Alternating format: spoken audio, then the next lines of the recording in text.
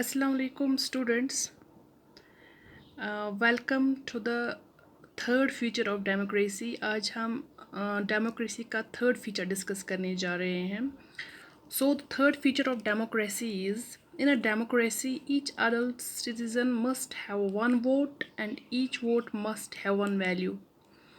यानी कि डेमोक्रेसी में जो अडल्ट सिटीज़न होता है उसको राइट होना चाहिए टू कास्ट वन वोट, और उसके एक वोट की कीमत, यानी एक वोट की कीमत, each vote must have, it should have one value, जिसको हम यूनिवर्सल अडल्ट फ्रेंचाइज भी कहते हैं, यानी कि राइट टू वोट. लेकिन कुछ इंस्टांसेस ऐसे हैं जहाँ पर अभी भी इक्वल राइट टू वोट उसको डिनाई किया जाता है. कुछ कंट्रीज़ में ऐसा ही अभी भी चल रहा है. For example, in Saudi Arabia में women do not have the right to vote. वहाँ पर औरतों को वोट डालने का हक नहीं है. Similarly, in Estonia, people belonging to Russian minority से जो belong करते हैं, they don't have the right to vote. उनको वोट डालने का कोई भी हक नहीं है. इसी तरह से फ़िजी में जो लोग फ़िजी के रहने वाले हैं, that means indigenous Fijian, they have the more value. उनके वोट की ज़्यादा वैल्यू है as compare to the. So Fiji में जो फ़िजी के रहने वाले हैं उनके वोट की ज़्यादा अहमियत है, ज़्यादा वैल्यू है एज़ कम्पेयर टू जो बाहर से वहाँ पर रहने के लिए आए हैं. Now let's come to the fourth feature of democracy. Before studying the fourth feature of democracy, let's study the case of Zimbabwe.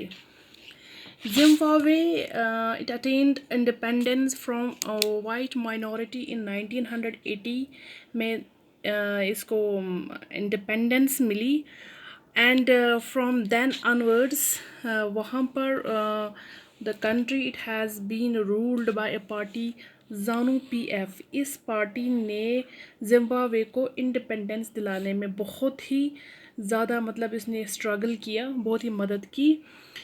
इसीलिए क्या हुआ कि उसके बाद जो ज़ानू पीएफ एक पार्टी है, यही फिर कंट्री को रूल करने लगी.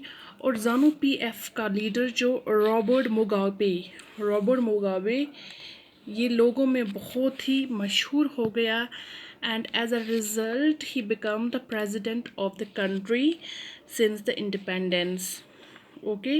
लेकिन रॉबर्ट मुगाबे लोगों में मशहूर तो था, लेकिन वो बाद में उन्हीं लोगों के लिए उसने सांप का काम किया, उसने जहर का काम किया, बिकॉज जो भी उसने इलेक्शंस जीते थे he won it by tricks, and whoever जो भी उसकी अपोजिशन करता था वो उसको हरास करता था. अगर कभी उस प्रोटेस्ट किए जाते थे प्रेसिडेंट के ख़िलाफ़ तो वो इलीगल समझे जाते थे, उनकी प्रोटेस्ट वहाँ पर एलो नहीं थे.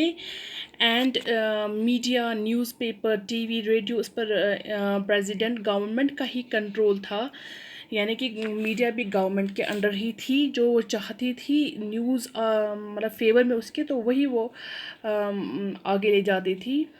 गवर्नमेंट ये कोर्ट के जजमेंट्स को भी डिनाई करती थी. Do not heed court judgments जो इसके ख़िलाफ़ होते थे.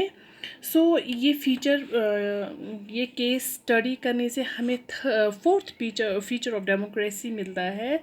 दस the fourth feature of the democracy is that democratic government it rules within limits set by constitutional law and citizens right. यानी कि जो भी डेमोक्रेटिक गवर्नमेंट है ये रूल करना चाहिए विद इन द लिमिट्स, यानी कि लिमिट्स के अंदर रूल करना चाहिए that has been set by the constitutional laws, and जिसमें सिटीज़न के जो राइट्स हैं वो भी वायलेट ना हो.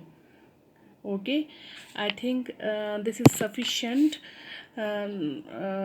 Hope that you have enjoyed it and you have understood it. Till for the next video, till then, goodbye.